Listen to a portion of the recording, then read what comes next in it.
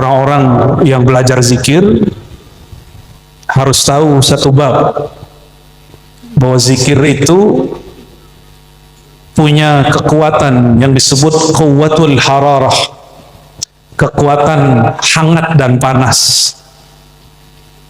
Maka coba lihat kalau lagi zikir badannya hangat nggak? Hangat.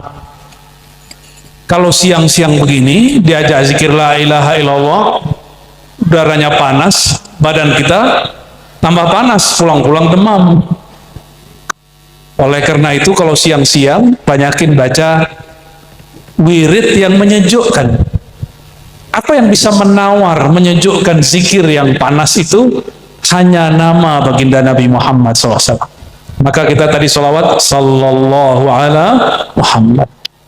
Arifin, orang ahli ma'rifat, orang yang kenal hakikat segala kejadian. Kalau kita kaji, orang taat siapa yang izinin dia? Tapi Allah orang maksiat siapa yang izinin dia? Allah. Tapi Allah murka. Sudah mulai paham? Nah, ini bab akidahnya. Bab tasawufnya. Ahli ma'rifat melihat apapun itu yang dia lihat cuma satu. La fa'ila illallah. Tiada yang berbuat kecuali Allah.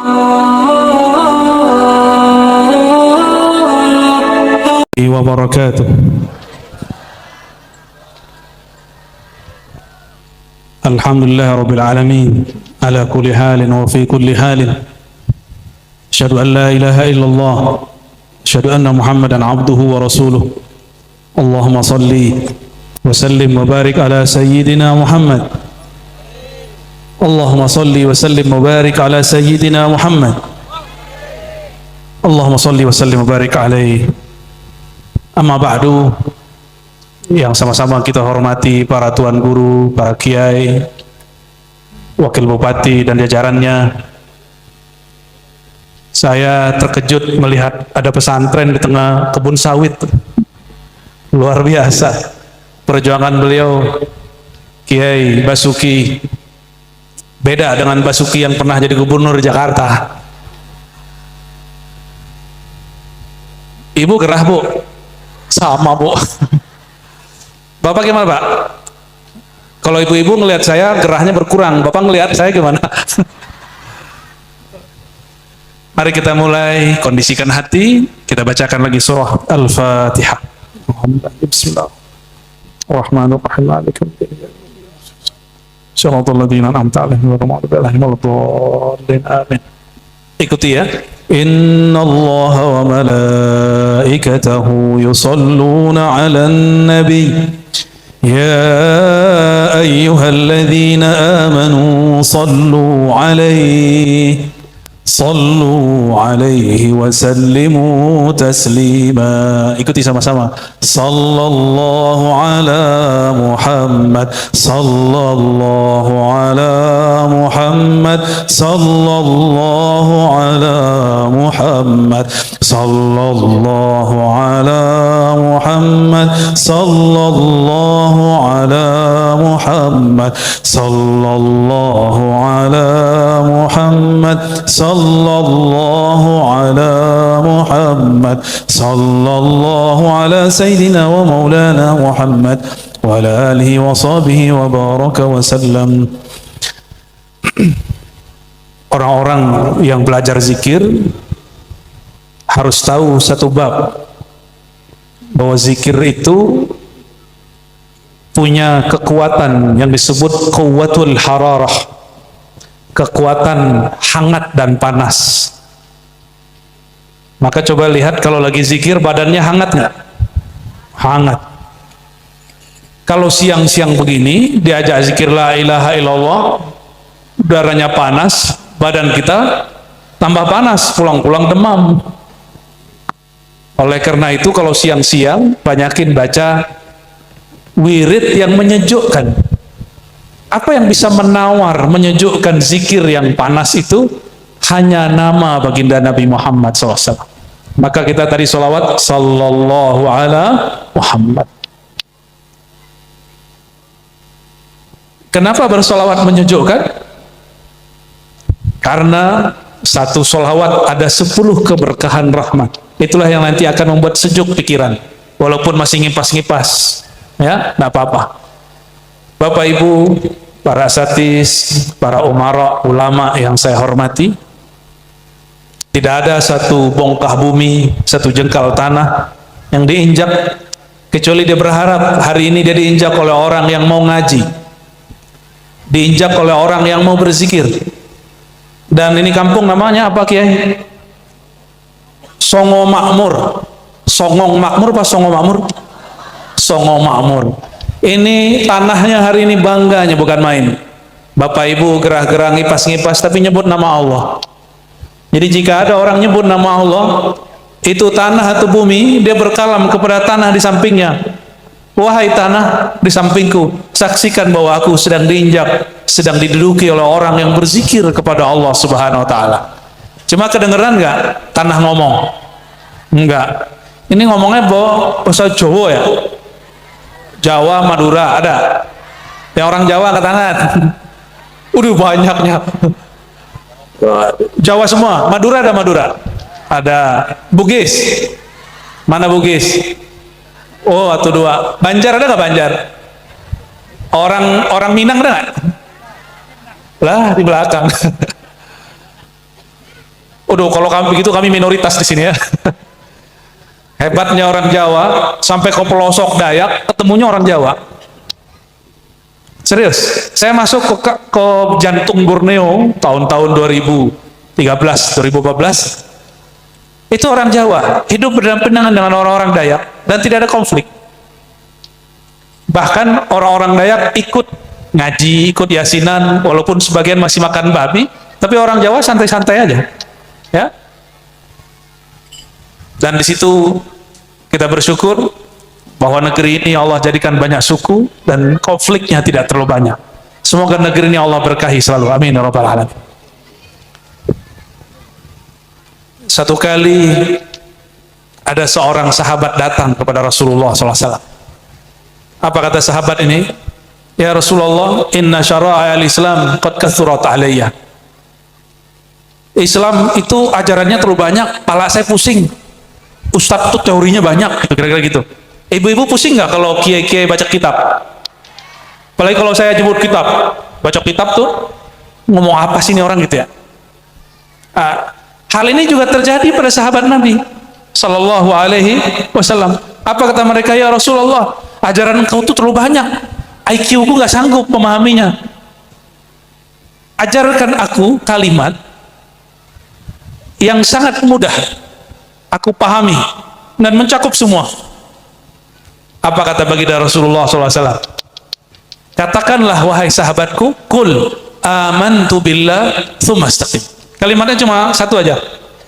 Coba kamu berkata amantu billah, aku percaya kepada Allah. Coba ikutin, amantu billah, aku percaya, yakin kepada Allah. Yakin nggak Allah ngasih rezeki? Adakah rezeki tertukar? Kalau jodoh tertukar katanya ada. Pernah lihat pohon? Ini nggak usah pohon. Kalau pohon sawit agak sulit ngasih contohnya. Padi, biji padi taruh di tanah. Biji jagung taruh di tanah. Biji gandum taruh di tanah. Itu biji-biji. Kemudian kita tutup sedikit dengan tanah. Nanti apakah yang tumbuh dari biji jagung itu padi atau tetap jagung? Benar? Benar nggak? Maksudnya apa? Jagung nggak akan pernah jadi padi, padi nggak pernah jadi jagung. Tapi biasanya kalau jagung tumbuh, padi tumbuh, itu ada yang tumbuh dekatnya, namanya rumput. Kalau itu bisa. Maksud kami berkalam begini, rezeki Allah tidak pernah tertukar. Jadi Bapak Ibu, biasanya mohon maaf kalau hidup bertetangga terus sakit, apa kata teman? Kamu dikirimin seseorang. Pernah dengar begitu nggak? Kamu ini dikerjain seseorang. Atau misalnya dapat rezeki, tapi rezekinya mau dapat orang lain yang dapat. Apa adalah kata dalam hati? Oh, ini hak saya diambil orang. Ini pemahaman kita. Padahal rezeki tidak pernah tertukar. Orang-orang yang seperti itu, bahasa Arabnya disebut hasidun. Apa arti hasidun? Orang hasad. Orang hasad itu dosa dia bukan ke makhluk saja. Dosa besar dia kepada Allah. Karena dia berburuk sangka kepada Allah, Allah salah kirim rezeki. Oh, paling enak nyontohin Pak Wakil Bupati sama lawan politiknya. Kan beliau yang terpilih nih. Nah, kalau yang nggak terpilih ngomong, harusnya aku yang jadi bupati, jadi wakil bupati. Cuma ada orang, nah, biasanya kalau orang kalah, itu nuduh yang menang itu nipu, nuduh yang menang itu misalnya apa gitu. Padahal sudah takdir Allah. Kalau dia tidak ditakdirkan jadi bupati, nggak jadi. Bapak Ibu yang bukan Allah, nah inilah makna amantu billah. Aku percaya kepada Allah. Ya, Allah itu bahasa Arab. Kalau bahasa orang Jawa nyebut Allah apa? Gusti Wallah. Apa? Sebelum orang Arab nyampe ke sini, orang Jawa nggak begitu nyebut Tuhan. Gusti Pangeran dulu begitu. Gusti Pangeran itu bahasa Arabnya Maulana, Rabbuna, Ilahuna, itu artinya yang menguasai kami. Kalau bahasa Melayunya baru Tuhan. Tapi kalau ada orang ngajarin zikir Tuhan, Tuhan, Tuhan, Tuhan, Tuhan, ada nggak yang zikir begitu? Nggak. Kita berzikir pakai nama Allah yang Allah ridho dengan nama itu. Maka kita nggak berzikir nyebut Gusti Pangeran. Walaupun kita tahu orang Jawa dulu nyebut nama Allah begitu. Kita juga nggak zikir. Ya apa? Tuhan. Cukup nyebut Allah. Kalau Allah dibalik Allahu, Allahu, Allah, enak. Mau cobain? Nah, coba pakai Tuhan dulu deh. Ayo, Tuhan, sama-sama dulu. Tuhan, Tuhan, Tuhan, tuh jadi hantu nggak? Ya. Coba kalau pakai Allah, Allahu, Allahu, Allahu, nggak ada masalah. Allahu, Allahu, Allahu, nggak ada masalah. Dari belakang boleh. Allah, Allah, nggak ada masalah. Coba ayat yang paling gampang dihafal. Surat apa nih? Ada yang paling hafal surat apa? Surat cinta. Surat Al. Coba baca ayat pertama aja deh. Bismillahirrahmanirrahim. Baca sama-sama. Kul. Udah cukup satu aja, rajin soleh amat. Pahalanya kebanyakan. Huwallah, hu Allah. Orang Arab itu kalau nyebut Allah itu bisa jadi beliau. Nah, beliau itu bahasa Arabnya hu. Bukan orang Jawa kalau lagi nyorakin orang hu, bukan. Hu pakai H besar. Coba baca hu. Ya. Hu. Lalu ketika disambung dengan lafaz setelahnya harus ditambahin waw. Aslinya cukup hu. Maka dibaca hu wallah. Aslinya apa? Hu Allah. Itu aslinya. Oleh karena itu, jangan heran nanti kalau bisa jadi nanti Kiai Basuki, Kiai Ali Mahmudi zikir hu Allah, hu Allah. Itu bukan berarti lagi nyorakin orang, apalagi nyorakin Allah. Bukan ya. Ketika seseorang menyebut hu, kul hu wallah, hu itu disebut dengan sirnya Allah. Ini bukan kajian berat, ini kajian biasa. Kan sudah ada di Al-Ikhlas. Orang yang bilang ini kajian berat, dia telah menghalangi orang-orang hamba-hamba Allah yang awam untuk menikmati nama Allah. Ya, Al-Ikhlas pada hafal kan? Apakah rela sampai mati nggak paham isinya? Rela nggak? Mau nggak sampai mati nggak paham isi Al-Ikhlas? Nah, amantu billah kata Nabi tadi. Hai sahabatku, katakan amantu billah. Aku percaya kepada Allah. Lalu istiqomahlah engkau. Salah satu cara menumbuhkan istiqomah itu, caranya memupuk nama Allah di dalam kolbu. Bapak Ibu, punya tabungan nggak? Punya tabungan nggak? Kalau kita dompetnya penuh, hatinya senang nggak? Bener, kayaknya wajahnya udah matre semua nih. Bapak-bapak perhatiin ibu-ibunya nih. Kalau duit kita lagi cukup, tabungannya banyak, seneng nggak? Seneng. Apa yang seneng? Pikiran, bukan hati. Pikiran aja yang seneng. Koruptor itu duitnya banyak, pikirannya seneng, hatinya tenang nggak? Hatinya nggak tenang. Yang lagi di sidang-sidang sekarang itu kan itu masalahnya. Kalau kita nabung duit banyak di berangkas, ya orang sini punya berangkas nggak? Yang punya berangkas Pak Wakil Bupati kayaknya. Di dompet atau di ini kaleng, hati-hati nanti dimakan rayap. Karena sudah ada tuh ya, di Jawa mana kemarin? Mau nikah, katanya sudah 100 juta, saya nggak yakin juga tuh. 100 juta nabung, terus duitnya dimakan rayap.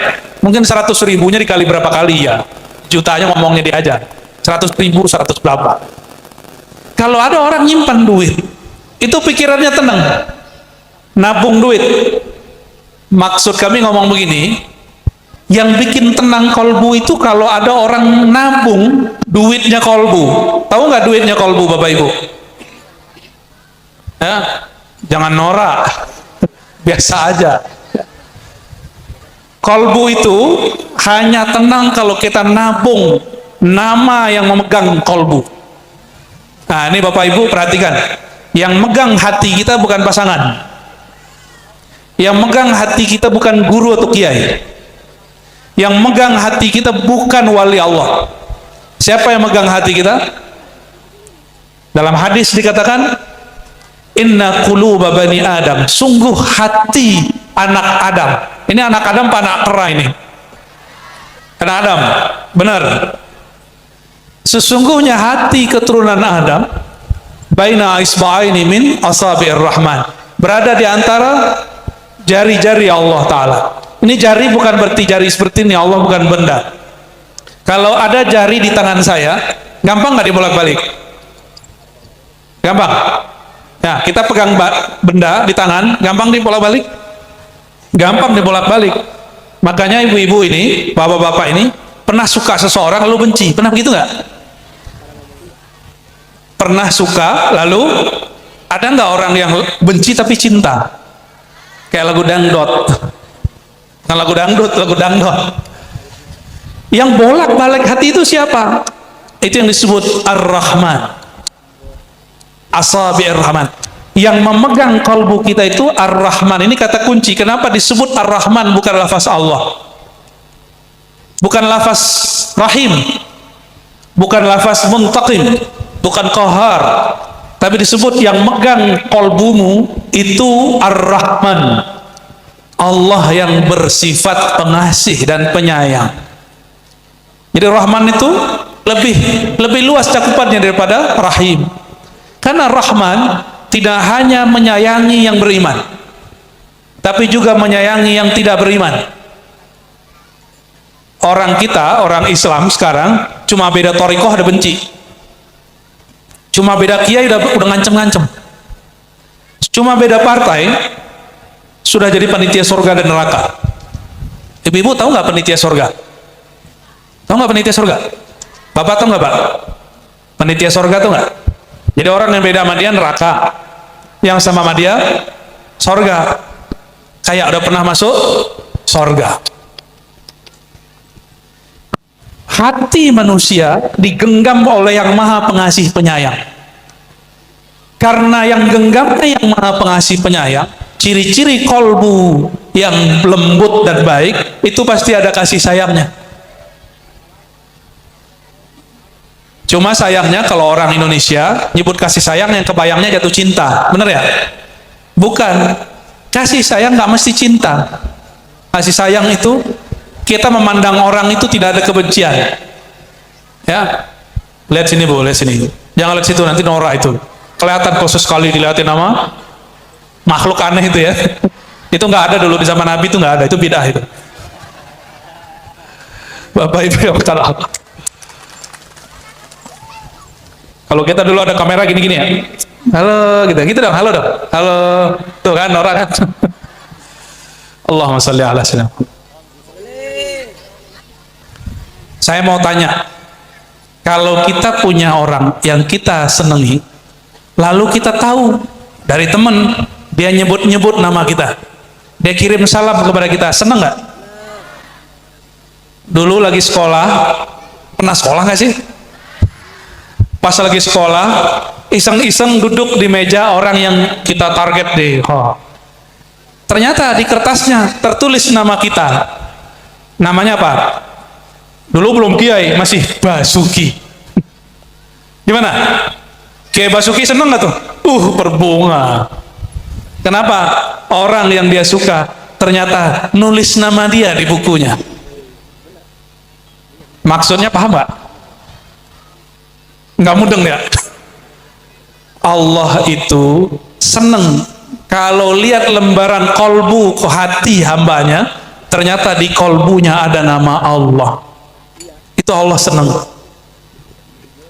Oleh karena itu kami sangat menganjurkan Bapak Ibu hadiri majelis zikir selalu dengan beliau. Ya, Kiai Basuki, Kiai Ali Mahmudi, supaya apa? Di kolbu ada nama Allah. Dan kabar gembiranya, Allah nggak pernah ngelihat jenis jilbab Bapak Ibu. Jenis bedak. Ibu bedaknya apa Bu? Pipa Bu. Nomor berapa Bu? Tuh masih pakai nomor. Emang masih ada pipa ya? Oh, masih ada. Apa bestseller? Allah itu gak mandang muka. Jadi walaupun wajah kita orang Indonesia biasa-biasa aja, itu Allah nggak lihat. Yang dipandang Allah itu cuma satu, mata kolbu. Maka di kolbunya ini ada apa? Wajah kolbunya ada apa? Bapak Ibu, kalau kita mau ketemu seseorang, mukanya dibagus-bagusin nggak? Dicat nggak? Ya biar putih gitu, cat aja 40 hari baru copot ya. Pakai baju yang bagus nggak? Supaya apa? Kalau orang yang kita suka itu memandang kita, dia seneng. Kabar gembiranya apa? Yang nggak sanggup beli baju setiap hari, apa kata Nabi SAW? Innallaha yanzuru ila qulubikum. Allah itu kalau mandang, nggak mandang baju, nggak mandang datangnya ke sini pakai apa, nggak mandang bedak ibu nomor berapa tuh nggak dipandang tuh ya. Apa yang dipandang? Wajah kolbumu. Jika kita sering membaguskan pakaian, membedaki muka, pernahkah Bapak Ibu membedaki kolbu? Pernah nggak? Gimana caranya? Nggak pakai pipa Bu. Itu pakai pipa yang asli itu. Kita sering merawat wajah ini, tapi kurang merawat wajah kolbu. Akhirnya Allah nggak mau lihat. Mau lihat nggak wajah orang yang nggak dirawat? Ya mau lihat tapi sekilas saja. Nggak mau lama-lama. Bener nggak? Ya, ada orang mukanya kotor, habis apa, terus datang ke tempat keramaian, kita nggak nyaman ngelihat dia. Sama lebih kurang, Allah itu tidak nyaman melihat orang yang kolbunya tidak dibersihkan. Lalu bagaimana cara membersihkan kolbu? Nah, kolbu itu jerawatnya apa Bu? Kalau kolbu punya jerawat, apa jerawatnya kolbu? Jerawatnya macam-macam. Kolbu itu yang paling parah, itu namanya syirik. Ini hati-hati, ternyata syirik tidak hanya di zaman dahulu, sampai sekarang. Jangankan di Indonesia, di Jepang, Bapak Ibu tahu Jepang? Orang Jepang itu hobi beli jimat. Padahal kita kalau beli Innova, beli apa? Beli motor tuh. Motor apa itu? Motor Honda. Orang sini nyebut motor Honda semua ya? Oh sama kita berarti. Itu motor canggihnya mereka buat. Tapi orang Jepang kalau untuk masalah mistis itu suka pakai apa? Suka pakai jimat. Kalau panik bunuh diri. Nah, orang Indonesia hidup begini-gini aja kan kita kan? Ya datang ke sini kami luar biasa. Itu kalau naik pesawat, pesawatnya goyang tuh namanya turbulen. Masya Allah Pak Wakil Bupati, dari awal berangkat sampai nyampe itu turbulen terus. Nikmatnya bukan main. Kayaknya orang sini kalau sering naik but itu jantungnya sehat, tidak ada darah yang ngeplak. Ada orang sakit jantung nggak sini? Kayaknya sehat kalau di sini. Itu di Jakarta ada terapi begini-gini, gini-gini tuh. Supaya apa? Supaya darahnya nggak ngeplak. Darahnya tuh nggak ngental terus ngeplak. Supaya darahnya lancar, digerak-gerakin gitu. Mau kemana Pak? Silakan. Ketika kolbu tidak dirawat, baju tubuh kita nih kalau nggak mandi sehari gimana baunya? Asem, asem ya. Tubuh Bapak Ibu nggak mandi asem. Kalau kolbu nggak mandi, kira-kira asemnya gimana? Mukanya jadi asem. Jadi kalau ada orang yang suka bermuka asem, itu kolbunya kurang mandi. Kolbunya nggak seger. Paham ya? Saya ceramah ngerti nggak? Ribet nggak? Kalau nggak kita pakai bahasa pohon ntar. Bapak Ibu ya bukan Allah. Kalau ada baju nih baru beli, langsung dipakai itu dicuci dulu. Yakin? Habis mandi, pakai baju, badannya bersih, bajunya kotor, nyaman nggak? Kenapa ada orang dia sholat itu bagian dari takwa itu disebut pakaian, tapi dia sholat hatinya nggak tenang juga. Kenapa ada orang ibadah hatinya tetap nggak tenang? Karena ibadahnya belum dibersihkan, tubuhnya ibadah, kolbunya belum dibersihkan, makanya nggak nyaman. Sama seperti orang habis mandi pakai baju yang kotor. Maka singkat cerita, kalau ingin kolbunya tenang, mandikan dengan cara mandinya kolbu. Mandiin kolbu pakai apa? Kalau zikir makanan kolbu Pak. Ini makan nih, Bapak makan. Orang sini yang paling enak masakannya apa? Rendang, pindang. Bapak makan pindang, tapi ada lalar situ, mau makan nggak? Gelasnya bersih, airnya bersih, bisa minum? Airnya bersih, gelarnya kotor, gelasnya kotor, mau minum nggak? Kenapa ada orang zikir nggak masuk-masuk? Dia zikir sebelum kolbunya dimandikan, dia zikir sebelum kolbunya dibersihkan. Itu. Jadi cara bersihin kolbu pakai zikir atau pakai apa? Nah itu dia. Istighfar. Gimana caranya? Istighfar gitu ya. Istighfar gitu. Gimana cara istighfar? Ya bagus, tapi itu bahasa Arab. Istighfar itu sesuaikan dengan bahasa kita. Lidah baca istighfar, tapi di hati bacanya pakai bahasa kita, bahasa orang Jawa, bahasa orang apa tadi? Orang Madura tadi. Pakai bahasa orang Jawa gimana? Ampunkan hamba ya Allah, gimana bahasa Jawanya? Ribet ya, aduh bahasa Indonesia aja lah. Jadi cara membersihkan kolbu itu, pertama kita lihat dulu kotorannya apa.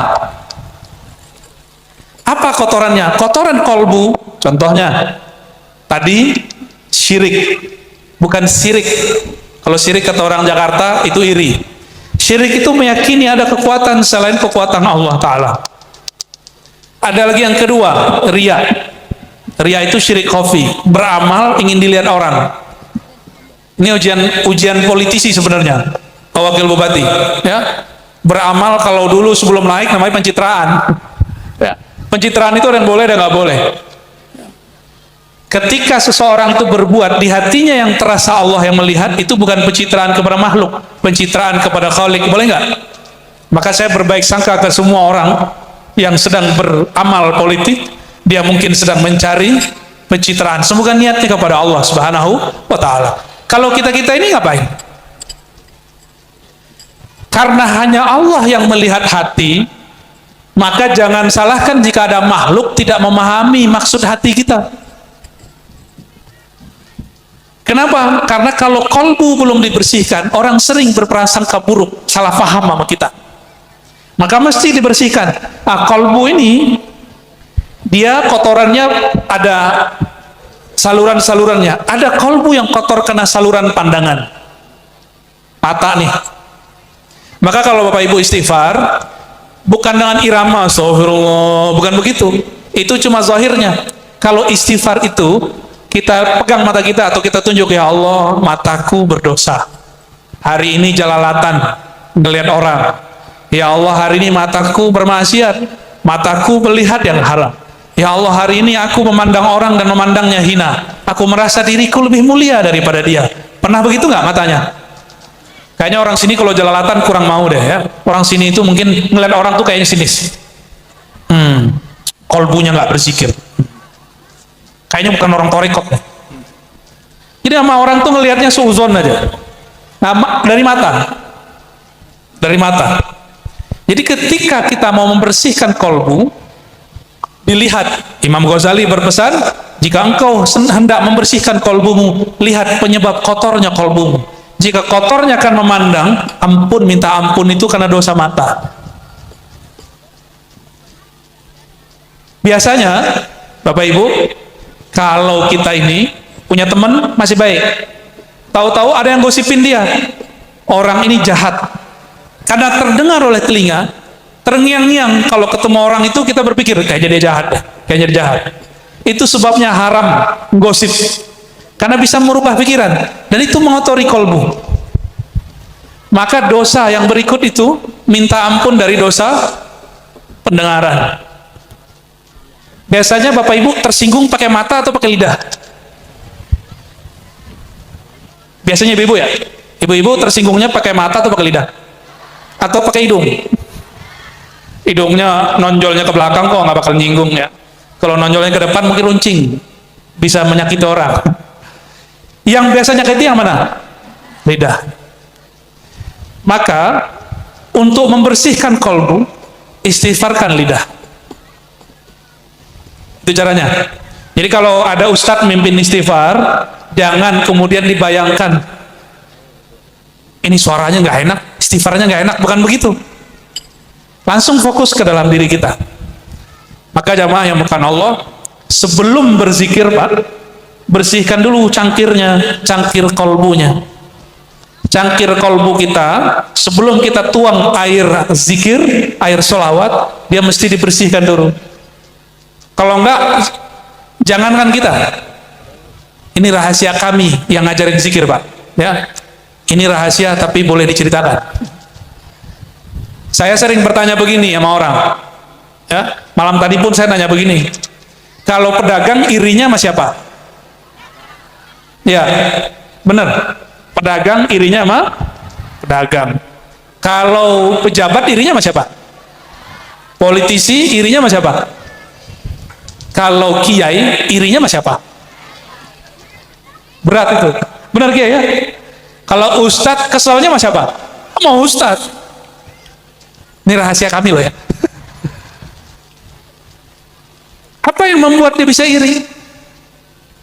Kalau di kolbu si ustadz, si kiai, itu kan profesi aja. Di kolbunya ada hubud dunia, cinta dunia. Dunianya kiai apa? Jamaah, ya, majelis, jadwal ceramah, punya pesantren. Popularitas ini yang paling gawat. Popularitas itu bahasa gampangnya apa? Terkenal. Waktu dulu Gus Baha masyhur, ada kiai kampung di bagian Jawa sana ngomong ke saya, yang kayak gitu banyak di kami.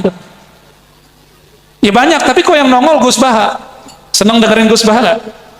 Karena pakai bahasa Jawa kan, saya pun butuh subtitle Pak, kayak nonton film barat, pakai subtitle. Nggak ngerti saya, kecuali ojo, piye, itu ngerti itu. Maripatmu, itu ngerti itu. Yang lain-lain kurang paham. Bapak Ibu yang makan Allah, orang kalau menjadikan, ini kalau kiai menjadikan dakwah itu komoditi, alat cari dunia, maka dia akan iri dengan orang kiai yang dapat fasilitas dunia. Sama politisi, dia akan iri sama politisi yang sudah dapat fasilitas dunia. Pedagang akan iri dengan pedagang sebelah yang sudah sukses dalam dunia. Walaupun dia berzikir, kok bisa ahli zikir iri? Karena zikirnya di kolbu yang belum diistighfarkan. Kolbunya zikir belum ditaubatkan, belum taubat kolbunya. Coba lihat makomnya Nabi SAW. Apa kata beliau? Inni la astaghfirullah ta'ala innahu la yughanu ala qalbi wa inni la astaghfirullah ta'ala 70 marrah. Hadis ini sahih. Karena ada ghain yughan ala qalbi. Nabi itu ada dosa nggak? Nabi nggak ada dosanya. Tapi beliau mengatakan ada ghain di dalam kalbuku. Apa arti ghain? Ghainnya Nabi itu ada silau nur di dalam kalbunya, sehingga beliau melihat, disebut mukasyafah. Mukasyafah itu tersingkap langit, tersingkap bumi, tersingkap surga, tersingkap semuanya. Itu menyilaukan beliau, maka disebut yughan. Tapi silaunya, kalau kita kan silau ngelihat orang punya mobil, orang punya rumah, kita silau. Kalau Nabi enggak, sallallahu alaihi wasallam. Nabi itu nggak boleh satu detik pun kalbunya lepas dari memandang dan merasa dipandang Allah Ta'ala. Sedetik saja beliau terganggu karena melihat surga, melihat neraka, maka Nabi SAW mengistighfarkan kalbunya 70 kali. Wajar beliau jadi Nabi. Ini nggak ustadz, nggak jamaah, nggak orang awam, nggak murid sama. Kita ini berapa kali maksiat dan mengundur istighfarnya. Karena diracuni oleh orang yang lisannya dibimbing oleh syaitan. Apa kata syaitan? Kamu nanti aja istighfarnya. Jangan istighfar tobat sambalado. Itu hati-hati. Jangan-jangan yang ngomong iblis itu. Karena iblis itu ngomong, nanti aja, nanti aja, nanti aja. Kalau Nabi enggak, maksiat satu langsung istighfar. Nanti ngulangin lagi, itu urusan nanti, itu takdir masa depan, nggak usah kita pikirin. Ada yang jamin pulang dari sini masih hidup? Bener. Kayak udah siap mati aja. Ada yang jamin besok masih hidup? Berarti kalau maksiat hari ini ditunda besok nggak? Nunggu tua nggak? Ini pengalaman saya ngajar zikir Bapak Ibu. Satu kali salah satu syekh di tempat saya, umurnya sudah di atas 80, ngajar dari masa muda. Murid-muridnya, jadi beliau umur 80, muridnya umur 70-an. Apa kata tuan guru ini? Ayo kita belajar zikir sama Buya Arazi gitu. Lalu, apa yang lucu? Orang murid-muridnya ini sudah tua. Umur berapa tadi muridnya? 70-an. Kata mereka, Tuan Guru nanti sajalah kalau sudah tua. Yang ngomong umurnya berapa? Ternyata itu orang dari umur 20-an diajak belajar zikir, nolak terus. Nanti saja kalau tua, Ustadz. Umur 30 diajak lagi, nanti saja kalau udah tua, Ustadz. Sekarang umur 70 dia lupa kalau sudah tua. Ternyata kita ini tua itu cuma fisik, pikiran nggak pernah tua. Apa kata Nabi SAW? Qalbu syaikh, qalbu hatinya orang yang sudah tua, syabun, masih muda, fi hubbid dunya wa tulil amal, dalam cinta dunia dan panjang angan-angan, pengen panjang umur. Jadi mumpung masih ada nyawa, masih ada hayat di kandung badan, guru-guru kita ada, belajar zikir sama beliau. Sepakat? Jangan nunggu tua. Emang situ masih muda. Oh Ustadz, kata kiai saya belajar zikir nanti aja kalau udah 40. Siapa yang jamin umurnya 40 masih hidup? Tahu Sayyidina Ali? Sayyidina Ali belajar zikir kepada Rasulullah umurnya belum sampai 10 tahun. Sudah belajar zikir. Kenal Imam Syafi'i? Imam Syafi'i sudah hafal Al-Quran umurnya baru 7 tahun. Dia belajar zikir, belajar Quran dia. Nggak usah nunggu nanti tua. Bapak Ibu yang bukan Allah, kalau piring kotor, wadah kita kotor, kita nggak akan nyaman makan. Maka bersihkan wadah kolbu supaya kalau zikir sholawat terasa nikmat. Ya. Kalau enggak, kita nanti bergantung dengan suara yang bagus, merdu, musik yang mungkin kita sebut, oh ini keren ini.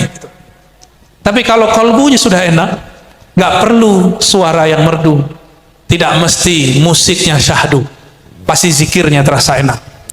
Nah terakhir yang mau saya sampaikan Bapak Ibu, kata masyayikh kita dari dulu ini ijma' ulama ahli zikir, at-taubatu wal istighfar babani min abwabil walayah.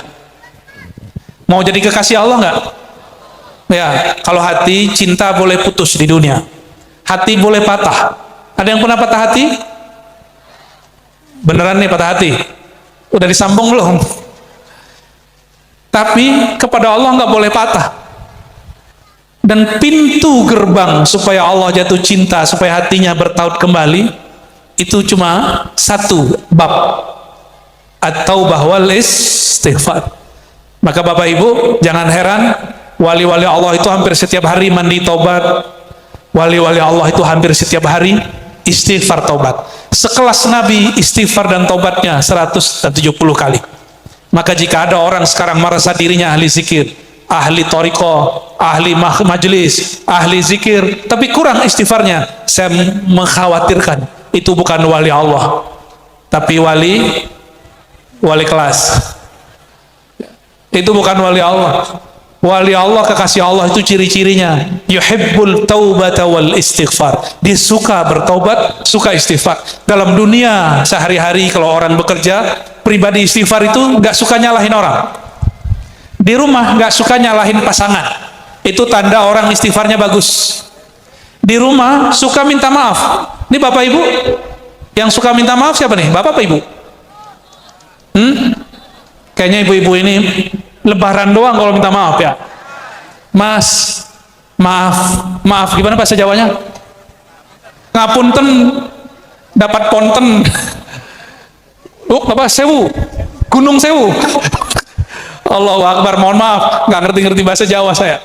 Jadi ketika kita minta maaf nunggu lebaran, emang lebaran nyampe? Siapa tahu besok tenggelam.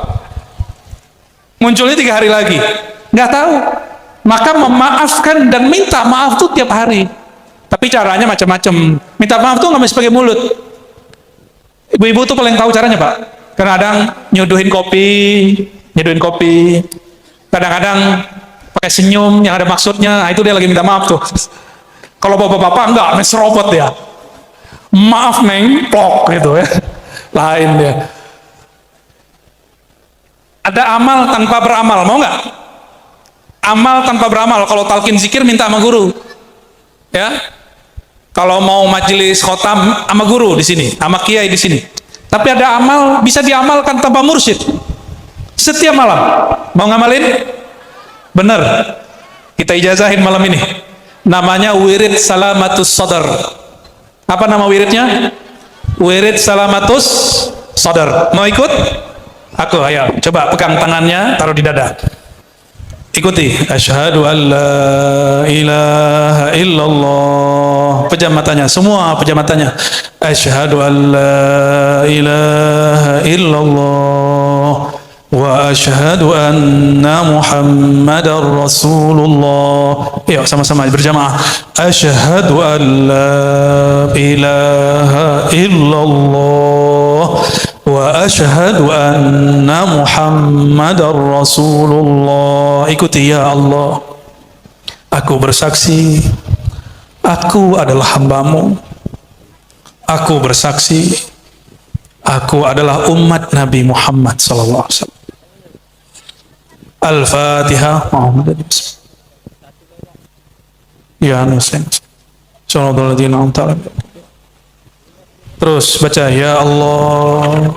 Lagi sama-sama ya Allah. Yang keras ya Allah. Ya Allah. Ya Allah. Cukup 3 sampai 7 kali, lalu kalamkan di hati, ya Allah, jika ada penyakit dalam hatiku, jika ada syirik, jika ada iri dengki, jika ada sombong, jika ada kebencian di dalam hatiku, maka cabutlah dengan kebesaran namamu, ya Allah.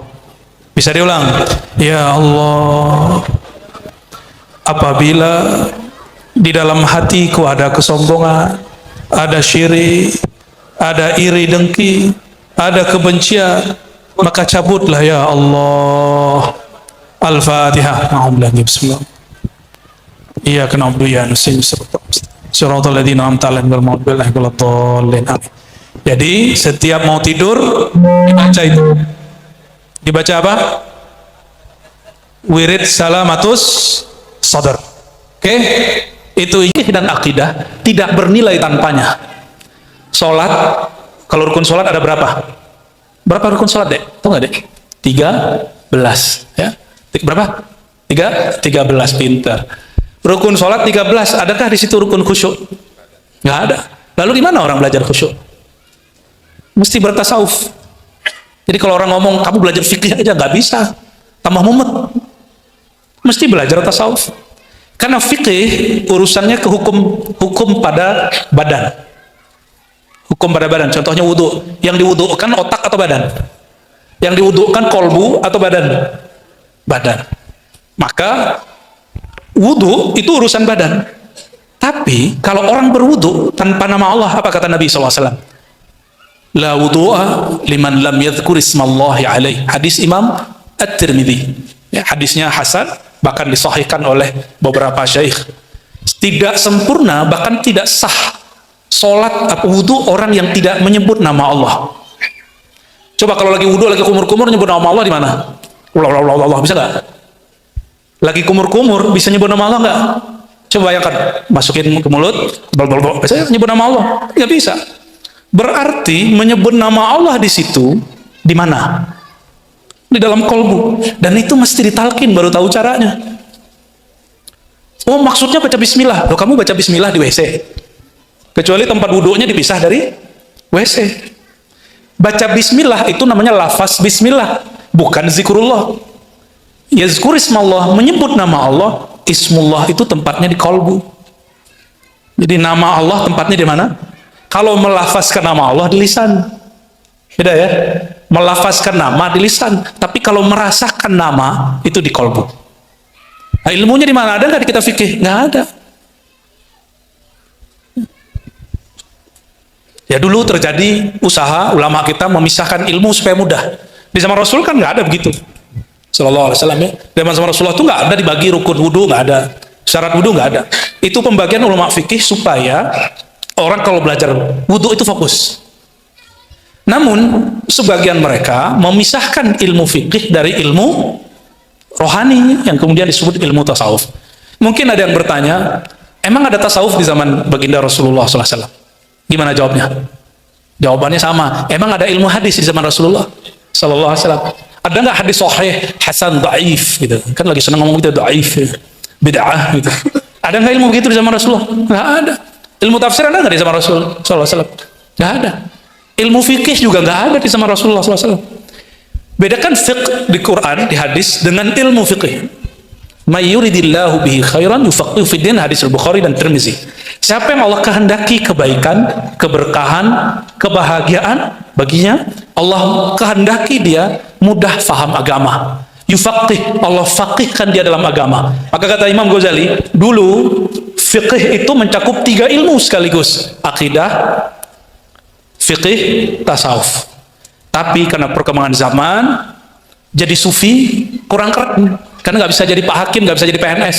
Kata Imam Ghazali ini, cuma PNS zaman itu, qadhi di zaman itu. Maka orang-orang berlomba-lomba belajar ilmu fiqih, ilmu bahsul masail. Kalau sekarang debat, Imam Ghazali sampai ke makom itu dan dia menulis kitab Al-Wajiz dan kitab yang lebih besar lagi. Itu Imam Syafi'i, Imam Ghazali kalau mau bikin mazhab baru dibikin, tapi dia nggak bikin. Dia malah tetap bermazhab Syafi'i. Kenapa? Kalau dia bikin mazhab baru lagi, dia akan mengulang apa yang diulang oleh Imam Syafi'i. Gitu. Jadi perlukah Buya Zul Asfi, Buya Al-Domi buat mazhab fikih? Tak perlu.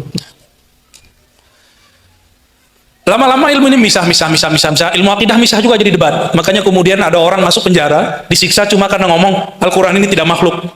Imam Ahmad bin Hambal disiksa, lalu ditelanjangi, sarungnya dicopot, dipermalukan di dalam penjara, cuma karena nggak mau bilang Quran makhluk. Apa urusannya coba? Apa gunanya bahas Quran makhluk nggak makhluk? Nggak bikin kenyang, tapi dalam ilmu akidah bikin kafir. Maka banyaklah orang tengkar dalam ilmu akidah.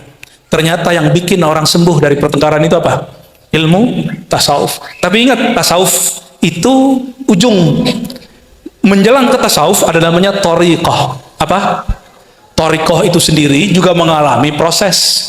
Sekarang thariqah itu ini menjadi agak apa ya? Apa nyebutnya Bu ya?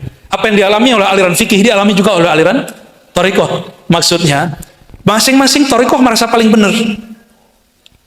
Padahal berthariqah bukan untuk merasa benar. Berthariqah itu untuk menghinakan diri di hadapan Allah Subhanahu wa taala. Kata Imam Sya'rani, orang kalau berthariqah Kadang-kadang rebutan kemursidan, rebutan jadi wakil talqin, jadi muqaddam, jadi badal, jadi khalifah syekh. Kalau di Naqsyabandi itu mursyid, di bawah mursyid ada namanya khalifah murid. Nah, yang agak tinggi namanya khalifah murad. Khalifah murad ini pengganti setelah gurunya. Gurunya meninggal, dia lanjutin. Tapi di perkembangannya sudah diizinkan punya murid di zaman hidup gurunya, khalifah murad ini. Ya. Sebagian masyayikh begitu. Kalau di Syazili lain lagi, di Tijani lain lagi, ya. Lama-lama torikoh. Tujuan bertorikoh itu seperti kalau mau ke sini banyak jalan nggak? Bang Dik tadi lewat mana Bang Dik? Muncul, ada yang lewat BSD. Itu kan jalan. Coba lihat, itu jalan Pak RW, mana Pak RW? Pak RW itu jalan sekali 6 bulan dibenerin nggak? Bener ya? Sekali 6 bulan dibenerin. Bahkan ada jalan baru, ada jalan yang diperluas. Coba antum bayangin, itu baru jalan ke rumah kita. Per 6 bulan di aspal, dibenerin. Bahkan ada yang diperlebar. Masa ada orang bertorikoh secara lama dipaksain ke zaman sekarang? Stres nanti muridnya. Torikoh itu artinya metode. Metode ini boleh berkembang, boleh berkurang, boleh dimajukan, boleh dihilangkan, boleh diganti. Yang nggak boleh diganti itu tasawuf. Apa yang nggak boleh diganti? Tasawuf. Karena tasawuf hukum Islam dalam fikih, lalu bab keimanan di dalam bab akidah itu nggak bisa diubah. Tasawuf itu bab qad aflahal mu'minun alladzina hum fi salatihim khasyi'un. Beruntung orang beriman yang salat, yang mereka di dalam salatnya khusyuk. Salat itu fikih, khusyuk itu tasawuf. Coba antum nggak belajar tasawuf, apalagi menganggap tasawuf bagian dari ajaran Yahudi atau ajaran Kristiani, terus kapan khusyuknya? Ini kalau ngeliat orang bertasawuf sibuk aja, ini mau dibid'ahin. Nah, dan hari ini cari bidahin gampang, komentar di kolom YouTube atau komentar di WA, di IG, bener nggak? Dan lucunya banyak orang bertorikoh hari ini atau bermanhaj apapun, perangnya perang video. Tapi bocorannya video kita masuk Bang Dik. Ada yang menarik. Jadi banyak orang cerita tasawuf itu sumbernya apa? Ada yang mengatakan dari sufah. Sufah itu emperan, dulu sahabat itu dulu nongkrongnya di sufah. Mereka kalau malam-malam nggak pulang. Di mana nongkrongnya? Pojok masjid. Sufah namanya. Makanya Pak pengurus masjid kalau punya masjid jangan dikunci. Biarin anak-anak muda tidur di situ. Daripada tidur di pos. Padahal bukan petugas. Kalau di pos, kalau dia ngelem kan kita nggak tahu. Ya, dia minum toa kan kita nggak tahu. Ya, kita nggak ngerti. Tapi ada orang berani ngelem di masjid di surau? Nggak ada. Nah, dulu surau-surau, masjid-masjid bebas orang tinggal. Nah, kami pun nanti memikirkan itu. Tapi khusus pada hari suluk. Pada hari-hari suluk. Jadi ada hari kholwat, itu orang tidurnya di surau. Tidurnya di surau. Syukur-syukur nanti ada pesantrennya nanti ya. Sekarang kita mikirin ada suraunya aja dulu. Ngajinya tetap ngaji kitab yang di pesantren, cuma santrinya masih santri kalong begini ya, ngalong sekali sebulan. Semoga nanti bisa ngalong sekali seminggu, insya Allah ya. Tapi Imam Asy-Syadzili dan Abul Abbas Al-Mursi, apa kata mereka? Gak usah pakai ilmu aneh-aneh menjelaskan apa arti tasawuf. Sufi tasawuf itu man safahullah. Kata beliau dalam kitab Lataiful Minan. Sufi itu orang yang kolbunya Allah beningkan. Dan ingat ciri-ciri orang yang kolbunya dibeningkan Allah, dia tidak pernah merasa hatinya bening. Itu ciri-cirinya. Ciri-ciri orang yang dibersihkan kolbunya oleh Allah, dia tidak pernah merasa kolbunya bersih. Itu ciri-ciri kolbu sudah mulai dibersihkan Allah.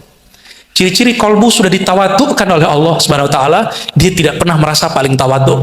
Justru dia merasa saya ini orang sombong, saya ini orang hina di hadapan Allah Subhanahu wa taala ya. Jadi Imam Syadzili, kakek guru dari Imam ini, dan juga Imam Mursi, guru dari Ibnu Athaillah Iskandari, nerjemahin sufi sederhana aja. Man safahullahu qalbah.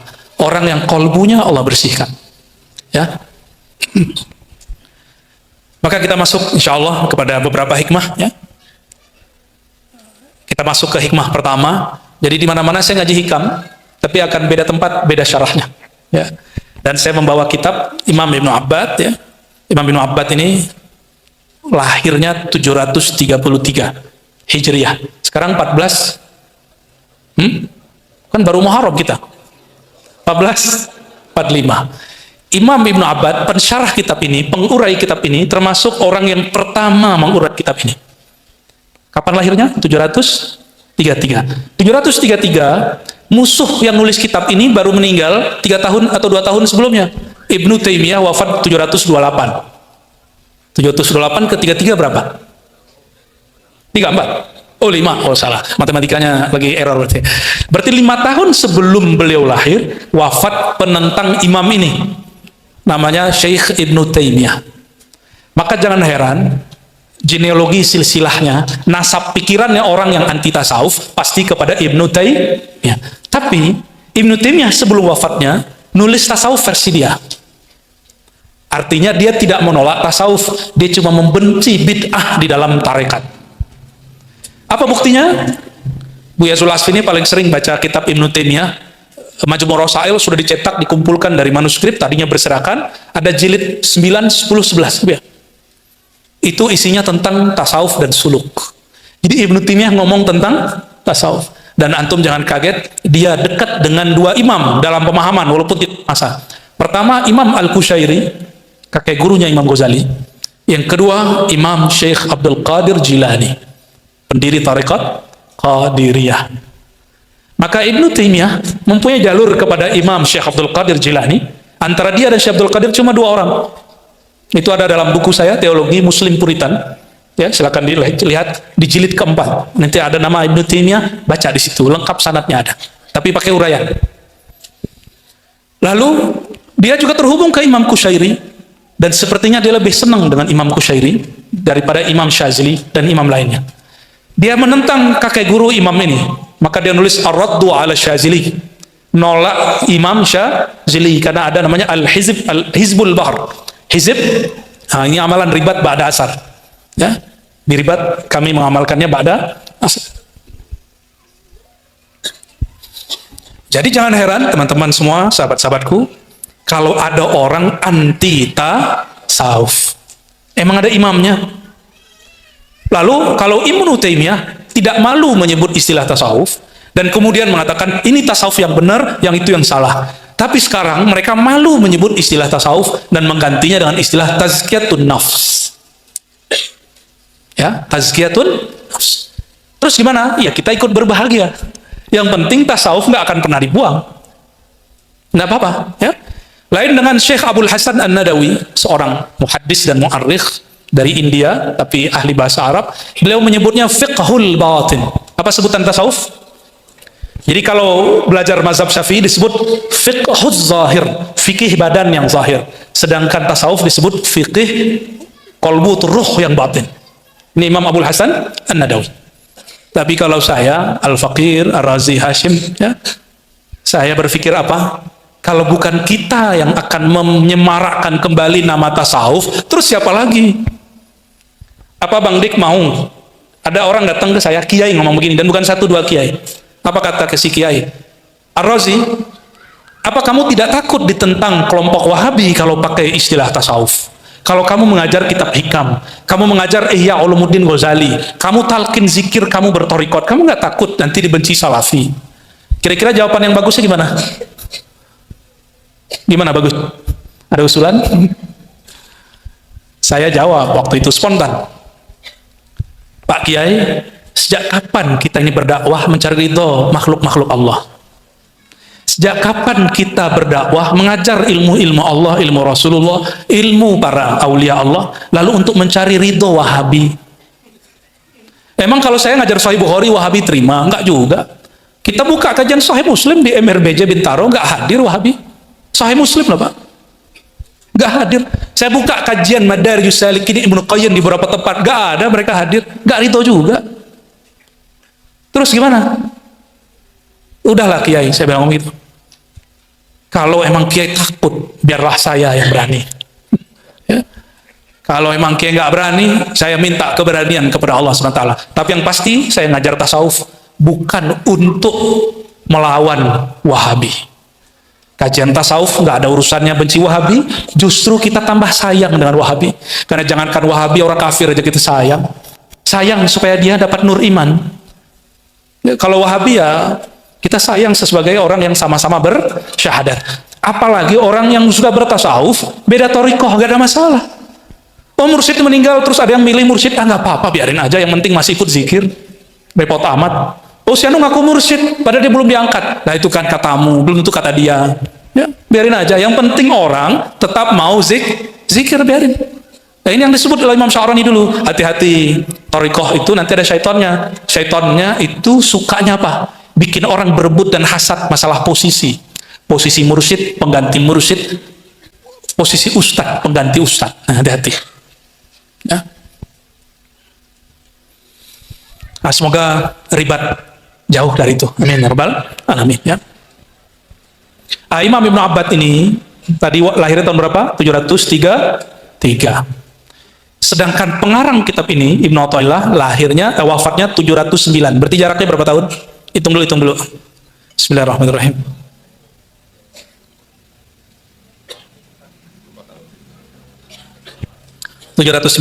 Pengarang hikam, pengurai hikam atau bahasa Arabnya pensyarah, pertama kali lahirnya 733. Berarti berapa tahun? 24. Oke. 24 itu lama nggak?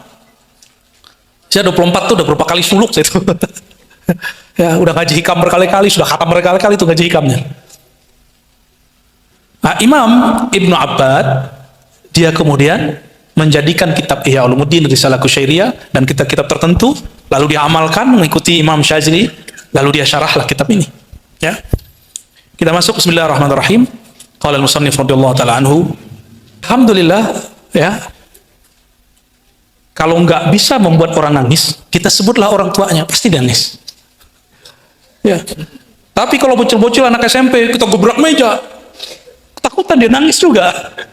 Ya, teman saya kalau ingat ini pasti dia ketawa ya. Lalu kami ngobrol lah. Salah satu obrolan kami sebelum muhasabah.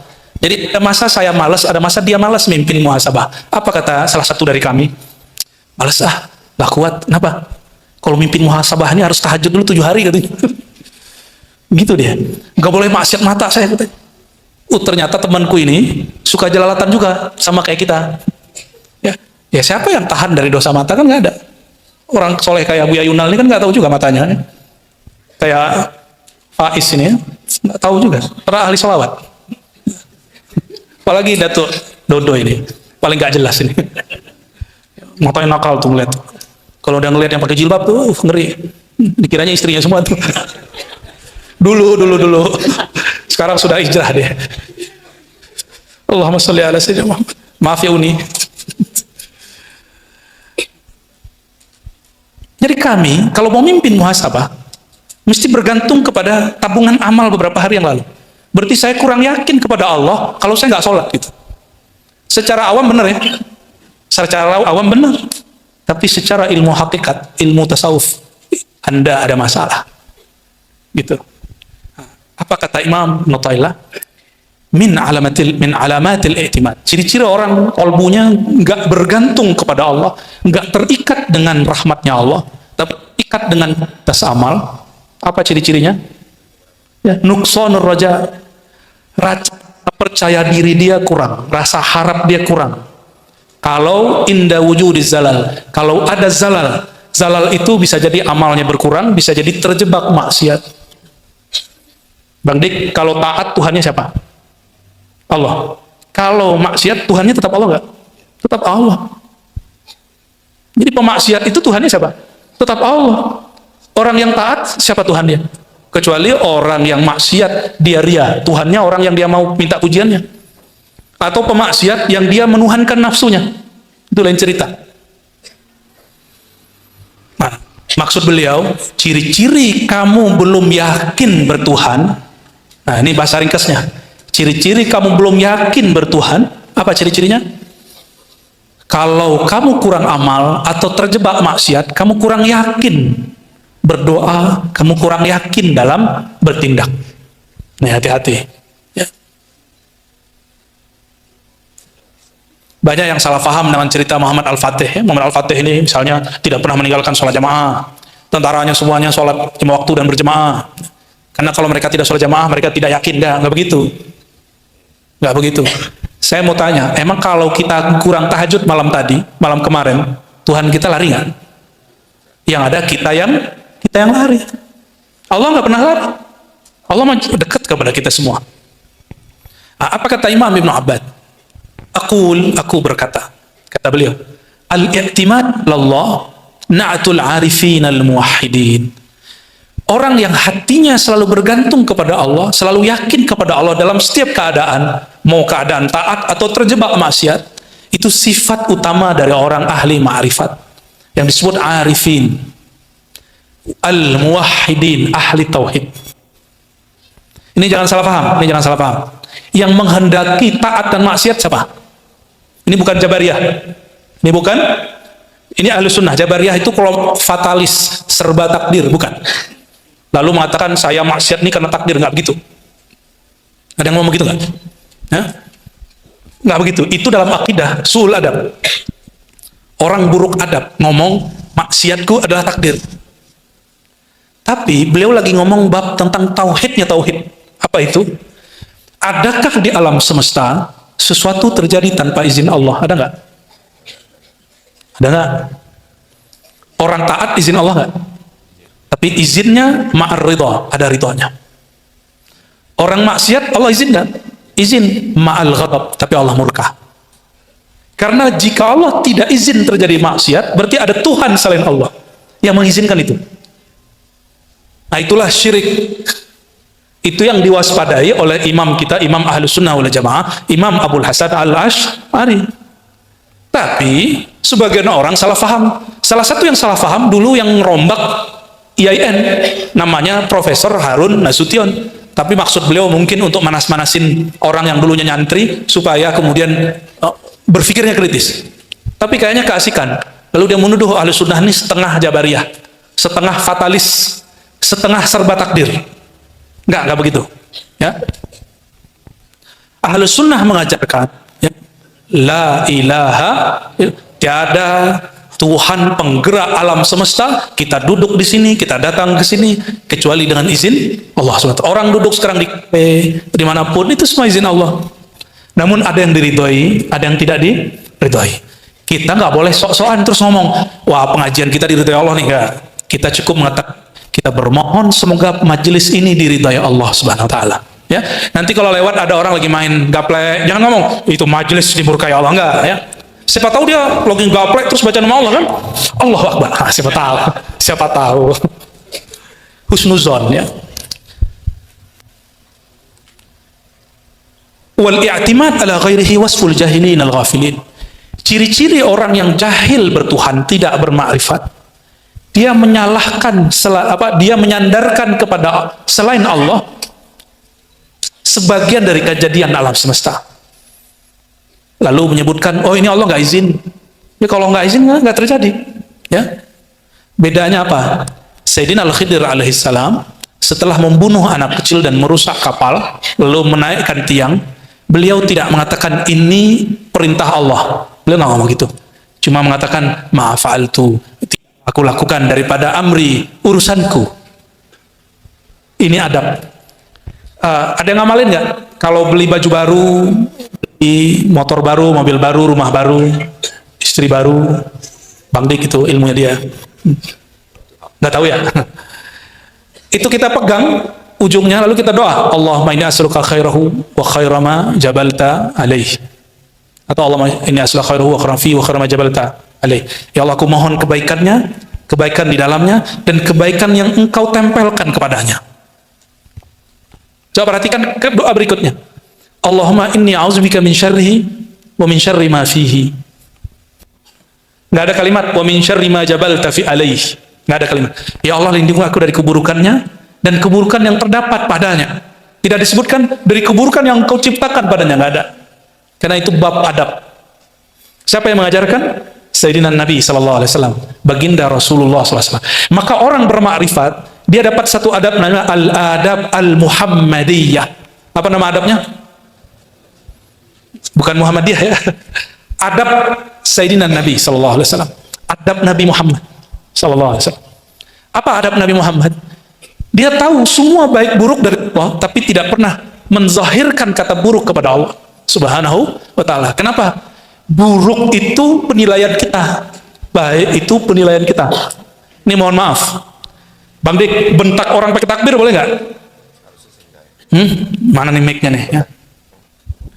Ya, Be. Boleh nggak bentak orang pakai takbir? Sebaiknya enggak. Yang tegas dong, kayaknya kurang yakin. Enggak. Tapi kalau saya nih punya pilihan, beda dengan Bang Dik, terus ngomong, Allah Akbar, kamu pilih siapa? Allah. Oh, nanti bakal banyak orang perang takbir. Sono takbir, sini takbir, bingung kita. Dia kira dengan bertakbir politik dia jadi Islami. Belum tentu. Belum tentu dengan takbir politik dia jadi Islami. Dulu Ibnu Muljam dan Khawarij, mereka membunuh darah yang haram dibunuh, itu pakai takbir. Mereka bunuh pakai apa? Pakai takbir. Emang jadi benar? Kelompok apa? Khawarij. Kelompok yang keluar dari imam yang sah, lalu dia ingin membunuh imam yang sah, dan siapapun yang menyepakati imam yang sah itu.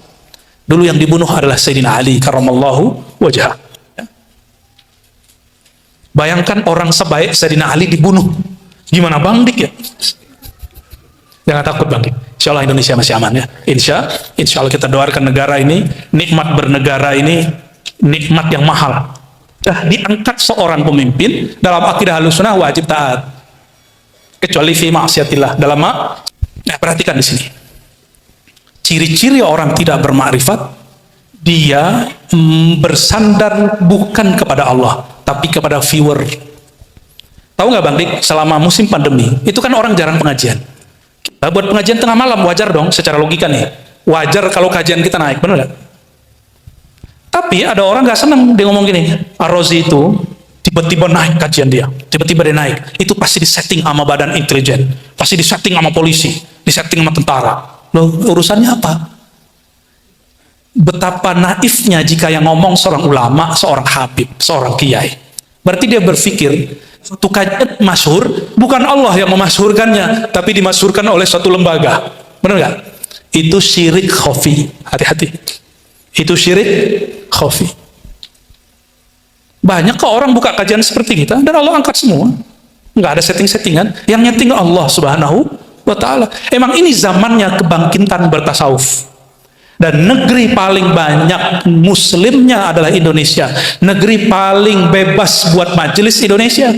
Bayangin, antum tahu nggak nih, buat majelis ini izinnya sama Pak RW aja beres. Sama Bu Lurah selesai. Ya, bener nggak Pak RW? Bu Lurahnya nggak tahu datang nggak? Nggak perlu izin-izin pakai tauliah nggak ada. Nggak perlu rapat MUI dulu, nggak perlu. Nikmat nggak begitu? Diktator tidak. Kalau diktator, antum dengar khutbah Jumat kemarin, dia mencaci maki pemimpin, habis itu langsung diambil. Itu diktator zaman Orba. Jadi bedakan diktator dengan kita nggak senang kebijakan dia, itu beda. Ya. Nah, kembali ke sini.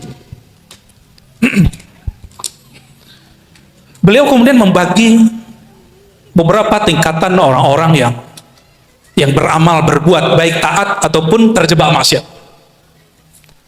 Yang pertama disebut kelompok arifin, muwahhidin.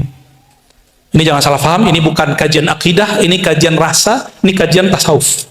Ya, jadi ya dulu ada dosen saya ngomong, ilmu tasawuf, kitab hikam itu alirannya serba takdir fatalis. Dia salah paham. Ini bukan ilmu akidah.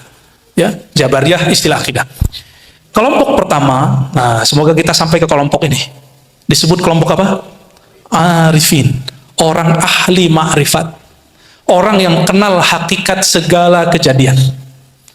Kalau kita kaji, orang taat siapa yang ngizinin dia? Tapi Allah orang maksiat siapa yang ngizinin dia? Allah. Tapi Allah murka. Sudah mulai paham? Nah, ini bab akidahnya. Bab tasawufnya. Ahli ma'rifat melihat apapun itu yang dia lihat cuma satu, la fa'ila illallah, tiada yang berbuat kecuali Allah. Dalam pandangan ahli ma'rifat semua kejadian itu baik. Betapa banyak orang yang maksiat, ternyata maksiat itu awal dia hijrah. Dan tidak sedikit orang yang takbir, yang sholat, yang kemudian tahajud, dan bahkan hijrah. Tapi itu awal dia menghina orang lain. Awal dia menodai kolbunya dengan kesombongan. Awal dia menghina orang yang beda faham. Awal dia tengkar dengan tetangganya, dengan saudaranya, cuma karena beda faham. Nih, Sudah pernah lihat orang begitu? Antum gak usah lihat siapa-siapa, lihat saya sendiri. Saya dulu belajar tiap ngaji, pulang-pulang marahin abang saya, marahin kakak saya, itu kakak saya perempuan, itu udah puas saya tenang-tenangin tuh, ya, udah jadi samsak, wallahi, ya, jadi samsak. Ya, semoga dia memaafkan saya. Ya. Kaset bapak saya itu lempar belakang, itu kaset Ebit G.Ade, kaset Roma Irama, lempar belakang semua melayang, jadi bersayap deh. Pulang pengajian. Saya ngaji justru menghina orang tua saya.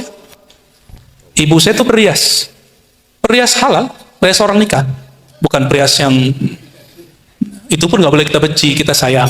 Kayak itu masuk datang ke asrama tempat saya nginap, ngasih duit. Saya tanya, "Mah, ini duit dari mana?" Habis ngerias, itu duit saya robek di depan orang tua. Gimana kira-kira kalau di antara kalian ini ada yang orang tua, terus yang ngerobek duit pemberiannya? Dibeliin pisang goreng, saya nggak terima. Saya tanya dari mana, habis ngerias, no kasih aja ke orang di luar. Saya anggap hasil itu hasil pencarian yang haram, hasil pekerjaan yang haram. Ya. Jadi taat, zahirnya taat. Oh, kalau malam-malam nangis setiap malam saya dulu. Ya Allah, ampuni dosaku. Ya. Ternyata dosa ke orang tua nggak beres. Tapi guru saya bacakan satu ayat, akhir surat Al-Mumtahanah. Nanti cari, itu dijadikan oleh mereka, oleh dulu guru-guru saya, untuk mendoktrin kami membenci orang tua, membenci saudara, membenci bahkan pasangan, kalau berbeda faham. La tajidu qauman yu'minuna billahi wal yawmil akhir yuwadduna man hadallaha wa rasulah walau kanu, sampai tengah ya, panjang itu. Kamu tidak akan melihat ada orang yang percaya kepada Allah, hari akhir, menyayangi orang yang mengingkari Allah dan Rasulnya, meskipun dia keluarganya sendiri, saudaranya, istrinya, siapapun. Ayat itu turun tentang Abdullah bin Ubay. Bukan perbedaan faham, bukan masalah jingkran, tawasul, dan maulid. Tapi beberapa orang bawa itu ke bab itu. Bukan masalah ideologi Pancasila, bukan Pancasila, bukan. Dulu Abdullah bin Ubay itu, seingat saya, ada orang mau bunuh bapaknya. Lalu dia katakan, "Kamu jangan bunuh bapakku." Ternyata Abdullah bin Abdullah mukmin. Ayah dia Abdullah bin Ubay munafik. Abdullah bin Abdullah si anak bilang, "Kalau ayahku mau terbunuh, maka yang membunuh aku, jangan kalian." Nah, gitu ngomongnya. Itu ayatnya turun tentang itu. Tapi kami pakai ayat ini untuk tidak mau makan buatan bapak ibu saya. Ya. Jadi kalau ada ayam, harus saya nyembelih. Bismillahirrahmanirrahim. Padahal sama aja. Itu latihan nyembelihnya sampai ke itu tuh. Kita naik gunung dulu, bukan, ke lembah mana, nggak kelihatan sama orang, terus kami praktek. Begini caranya, dibacakan surat Al-Maidah. Ya, ini cara menyembelih yang syar'i. Ternyata caranya lebih syar'i yang di pesantren. Ya, saya praktek lah. Ketika praktek, kepalanya lepas dengan badannya. Allahumma sholli ala, praktek di rumah. Itu bukan syar'i, ya, itu zalim. Tambah faham, tambah taat, tapi tambah benci dengan yang beda faham. Nih, perhatiin. Jika itu terjadi pada sahabat kita hari ini, sabar-sabar sama dia, doain aja. Itu gak bisa didebat. Karena bagi dia adalah kata Allah, dia adalah kata Rasul. Guru dia adalah kata Allah, guru dia adalah kata Rasul. Manhaj dia adalah manhaj Allah dan Rasulnya. Akidah dia, akidah semua para nabi. Ini gak akan bisa didebat. Doain aja. Wa'arid anil jahilin, udah berpaling dari orang-orang begitu, nggak usah diajak debat. Ya, pengalaman kalau debat bukan tambah ya menyelesaikan masalah. Kita boleh debat kalau kita dizolimi. Misalnya akan ada fatwa yang tidak pas, baru boleh debat. Itu fardu kifayah. Ingat-ingat ibu ya. Ini para buya, para asatis ini, kita boleh debat kalau kita mau dizolimi pakai fatwa, baru kita debat. Tapi kalau belum ada arah-arah ke fatwa, kita nggak usah debat. Karena gunanya juga nggak ada, cuma gagah-gagahan. Ya. Bayangkan, ilmu itu bagus gak? Tambah ilmu, suka debat. Debat itu bagus gak?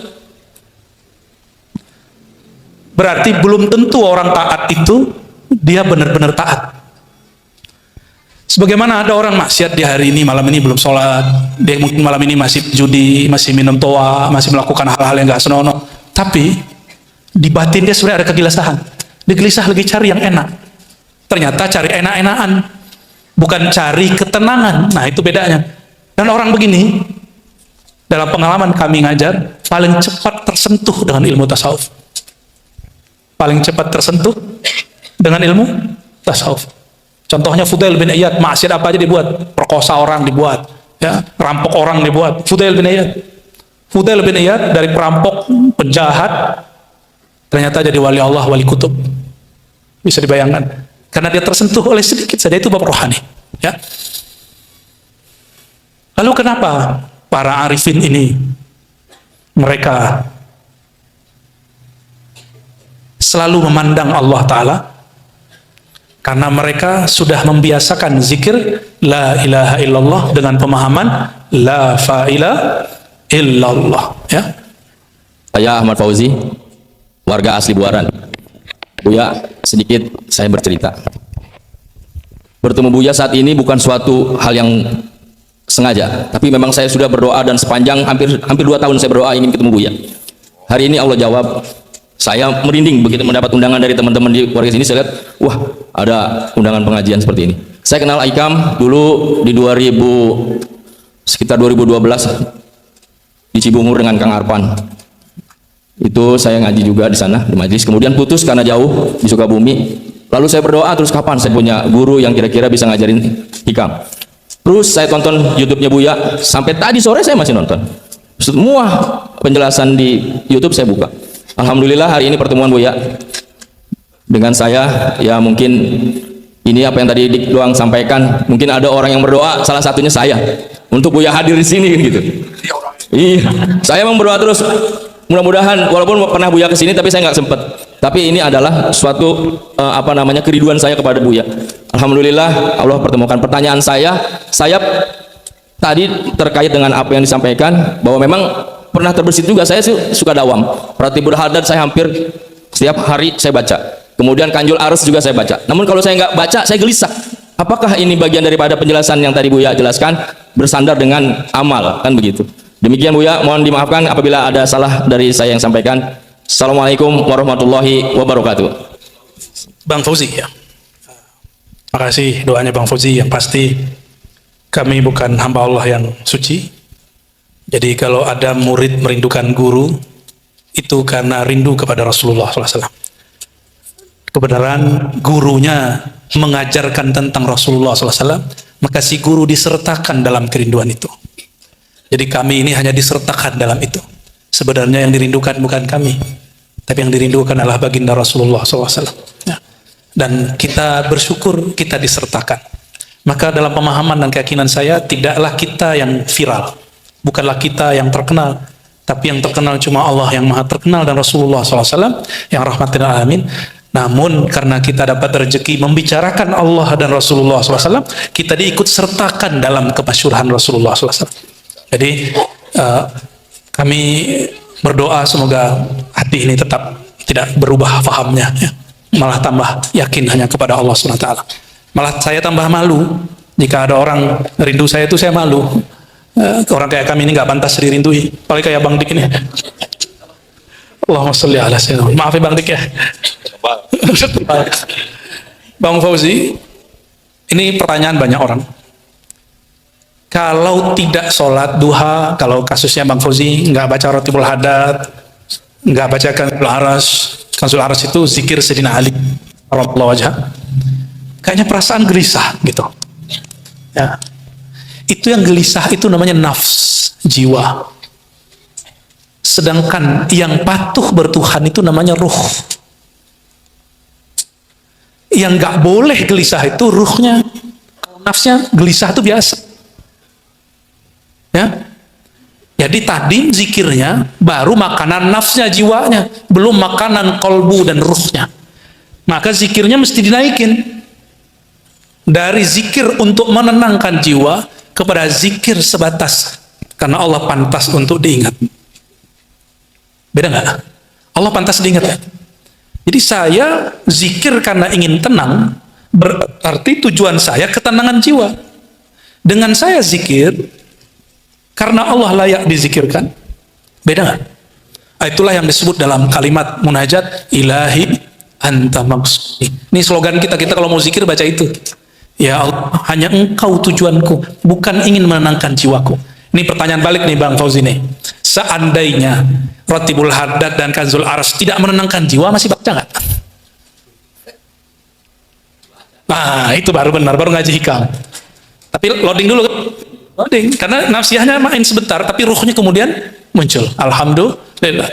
Ya, karena banyak hari ini orang sholat itu cuma cari tenang. Zikir itu cuma cari tenang. Akhirnya Tuhannya berubah dari Allah menjadi tenang. Kok jadi itu? Sejak kapan ketenangan itu jadi Tuhan? Tenang itu buah berzikir, bukan tujuan kalau bahasa orang bisnis, benefit. Bahasa orang bisnis apa? Benefit. Tapi makosidnya apa? Kalau bahasa ahli fikih, faidah, fawaid. Faidah beramal, bukan maqasid, bukan tujuan beramal. Tujuan beramal untuk Allah. Kalau kita sholat pikirannya tenang, berarti dapat buahnya. Tapi tujuannya bukan itu. Maka saya tanya Bang Dik, kalau nggak sholat duha, perasaannya nggak tenang, rezekinya nggak lancar. Terus Bang Dik, karena punya kafe nih, sholat duha supaya kafenya rame, bener nggak? Jujur aja. Aneh tahu kok. Ini yang jujur nih Buya ya. Iya. Biar laku gitu. Iya. Saya memelihara para janda-janda. Itu modus aja. Apa kaitannya coba? Orang kayak kita ini perlu banyak-banyak tobat Bang. Jadi teman-teman semua, Tuhan kita bukanlah pahala, Tuhan kita bukanlah ketenangan. Tuhan itu yang dituju. Tuhan kita Allah yang memberikan ketenangan itu. Kalau sang pemberi ketenangan lagi gak kasih, masih sholat kan? Masih zikir kan? Nah, baru ngaji hikam namanya. Baru disebut berhasil tahap 1 ngaji hikam. Ya, semoga malam ini sudah sampai di level itu semua. Beramal bukan lagi cari pahala, cari tenang, tapi karena memang ingin menyembah Allah Subhanahu. Itu udah lolos hikam pertama sudah. Ya. Sudah begitu belum? Jadi antum zikir nih 5.000 enggak tenang, udah zikir aja. Enggak ada urusan kita enggak menyembah tenang. Apalagi tenang. Enggak ada urusan kita dengan itu. Urusan kita cuma satu, ya. Urusan kita mencari ridha Allah Subhanahu wa taala. Ya. Kalau Allah ridhonya lagi enggak nurunin ketenangan, ya sudah kita ridho. Maka saya selalu ngomong gini, ya Allah, apapun takdirmu hari ini aku ridho. Dikasih khusyuk, aku ridho. Bersyukur, nggak dikasih khusyuk, aku sabar. Tetap juga sholat, tetap juga sujud, tetap juga sedekah, tetap juga ngajar. Ini mohon maaf nih, kami kalau lagi ngajar itu ada mood loh, bahaya loh kami ini moodnya agak sedikit rumit untuk dipahami. Mood ngajar hikam, tanya Buya Asfi, Buya Aldomi, Buya Yunal itu. Kalau Buya Faiz, dia mood selawatnya oke terus. Ngajar itu moodnya beda loh. Moodnya nggak nyampe, itu nggak bisa gigit orang. Di saat itulah diuji. Emang kalau nggak bisa gigit hati orang, nggak bisa nyetrum perasaan orang, terus nggak mau ngajar. Emang siapa yang menghantarkan kalimah itu ke dalam kolbu orang-orang itu? Kan Allah juga. Maka Ibnu Arabi sering mengatakan, kamu jangan berbangga dengan muridmu faham. Itu emang jatah dia dalam ilmu Allah. Juga jangan terlalu bersedih, nggak paham amat. Berarti emang dia nggak dapat jatah, udah selesai. Yang penting dia hadir udah berkah. Antum hadir begini sudah berkah. Datang melangkah ke sini sudah diberkahi Allah Subhanahu wa taala. Coba tiba-tiba sudah 1,5 jam, kan? Itu namanya waktu yang diberkahi. Ciri-ciri waktu diberkahi, kita melewati waktu yang lama terasa sebentar tapi bermakna. Ya, semoga malam Ahad ini salah satu waktu yang bermakna. Ini masih Syura, masih Muharram. Semoga ini awal yang baik di tahun ini dan tahun-tahun mendatang ya. Dan insya Allah kami walaupun masih muda, masih muda nggak? Tanya masih bilang, kami masih muda nggak? Insya Allah akan berusaha istiqomah mengajar, ngaji, berzikir di sini. Nanti kita akan buat talqin 2 kali seminggu di surau. Nanti penanggung jawabnya Buya Dr. Aldomi. Yang nalkin nggak mesti beliau, nggak mesti saya, tapi nanti ada yang tanggung jawab. Ya, karena mesti ilmu ini mesti ditalkinkan zikirnya. Ya. Nanti di bulan-bulan tertentu ada suluk 3 hari, ada 5 hari, ada 10 hari, itikaf di surau. Insya Allah ya. Siap ya nanti ya. Insya Allah doain aja. Saya nggak minta antum berdonasi, disiapin aja. Karena doa orang yang ngaji mustajab. Doa orang yang ngaji langsung nyampe di sisi Allah yang maha ilmu, yang maha berilmu. Ya. Baik. Warahmatullahi wabarakatuh, Bu ya. Saya Fajar dari Pamulang. Pertanyaannya banyak sebenarnya, tapi karena waktunya terbatas, satu aja. Awalnya juga saya nggak tertarik torekat ma'rifat, tapi bapak saya yang ngajarin nggak ngerti-ngerti, Bu ya. Sampai Ramadan kemarin kita nonton bareng YouTube-nya Buya, baru kita ngerti. Saya pribadi ya ngerti, bapak saya udah ngerti duluan gitu ya. 2 kali saya ke tempat Bang Dik, 3 kali saya ke Ciputat, ke kantornya Ribat, nggak ketemu Buya. Akhirnya saya jadi torekat YouTube Buya, mursyidnya Buya.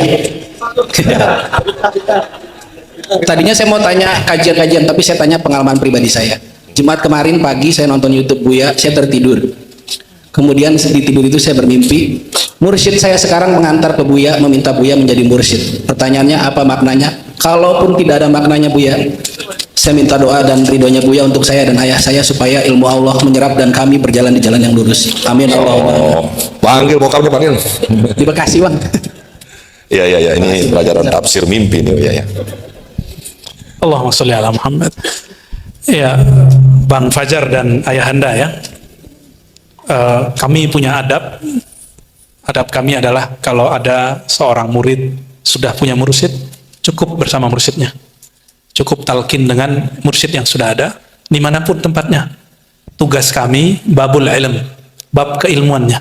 Apa yang ditalkinkan guru itu nanti metodologinya, keilmuannya nanti insya Allah kami jelaskan dalil-dalilnya. Ada orang bid'ahid nanti cara jawabnya gitu. Paling begitu ya. Jadi bagi-bagi tugas sehingga para mursyid nggak usah khawatir. Walaupun ada banyak orang ngaji sama kita, tapi saya tidak langsung terima talqin, apalagi bayat. Sampai sekarang bayat itu paling sulit kita terima. Yang masih saya terima ngaji, talqin pun ada proses-proses. Ya. Tapi yang paling pasti kami terima ngaji, mau siapapun orangnya. Ya. Mau sudah maksiat 1000 maksiat urusan dia, yang penting mau ngaji aja. Ya, nggak mesti juga pakai kopiah, kayak Bang Fajar ini kan nggak pakai kopiah. Nggak mesti juga berjenggot kayak saya kan Bang Dik nggak ada jenggotnya. Karena dia kalau berjenggot, ubannya ketahuan. Para janda langsung mundur. Satu sama Bang Dik. Apa makna mimpi ketemu seorang guru? Nah, ini tidak hanya kasusnya pada saya, misalnya dihantarkan guru mursyid kepada mursyid yang lain. Itu bukan berarti kita meninggalkan mursyid yang lama, tapi itu maknanya kamu jangan hanya ngaji kepadaku, tapi juga ngaji kepada mursyid yang lain. Dan saya sering sampaikan teman-teman, guru boleh banyak, muallim boleh banyak, mursyid cukup satu. Kecuali sudah selesai satu mursyid, pindah mursyid berikut. Dan itu metode saya. Jadi selesai satu mursyid, saya minta izin, pindah ke mursyid yang minta izin, begitu terus. Ya. Minta izin ke yang pertama selalu. Ke yang pertama saya kasih tahu, saya mau izin, pindah begitu. Sampai kemudian kita mengenal macam-macam thariqah di alam semesta ini ya. Jadi itu insya Allah maknanya selalu ngaji aja di sini, Bang Fajar. Insya Allah ya, dekatnya dari ya, jauhan saya kali, ya, jauhan kita. Ya. Dan satu hal yang bikin saya senang teman-teman, ngaji hikam itu saya nggak ada capeknya. Aslinya ini badan capek, karena belum istirahat, baru turun langsung jalan lagi. Tapi kalau sudah baca hikam, itu kayak kalbu kita kayak kena cas, itu kuat lagi. Alhamdulillahirabbil. Gak tahu Bang Dik ngantuk Bang Dik? Ya. Oh nggak dikasih kopi ya. Terakhir tentang penjelasan ini, beliau menjelaskan tentang kalau tadi arifin. Selain arifin dia cuma bagi satu kelompok aja. Arifin, yang kedua jahilin, orang yang tidak bermakrifat. Bahasa kasarnya jahil. Orang yang tidak bermakrifat ini, kalau mereka berbuat, maka mereka menganggap perbuatannya, kalau baik, perbuatan yang baik. Mereka menganggap perbuatan itu adalah ciptaan mereka sendiri. Disinilah munculnya orang ingin dihargai jasanya. Di thariqah masih terjadi loh. Itulah yang membuat kenapa di banyak masjid, pengurus-pengurus lama sering ngomong, kalau bukan karena saya, benar nggak? Kenapa? Karena dia melihat, dia bisa mengurus masjid itu perbuatannya, bukan anugerah Allah Subhanahu wa Ta'ala.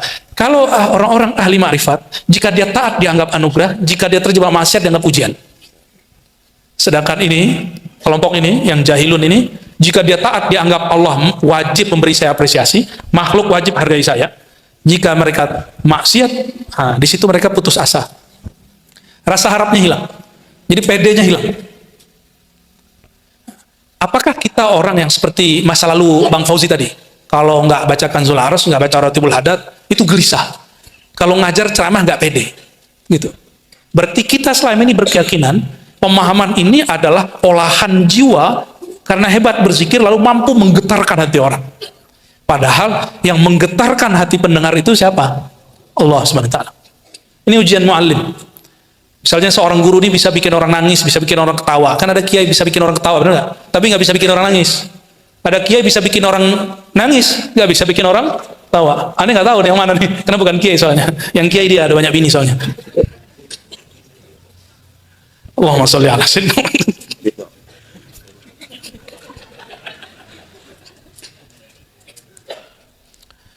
Selama masih ada rasa sayalah yang beramal, maka selama itu juga akan ada potensi riya. Hati-hati. Kalau saya ngaji nih, lalu merasa saya berilmu, saya orang hijrah, saya orang thariqah, saya orang naqsyabandi, saya orang qadiri, saya orang sufi, ada kalimat begitu di hati, maka masih ada potensi kibrun, sombong. Nah, dulu waktu kami awal ditalkin guru, apa kata guru? Kamu jangan nilai dirimu orang yang suluk, orang thariqat, orang sufi, apalagi wali. Sebut dirimu adalah binatang buas yang liar, yang sedang dididik oleh guru.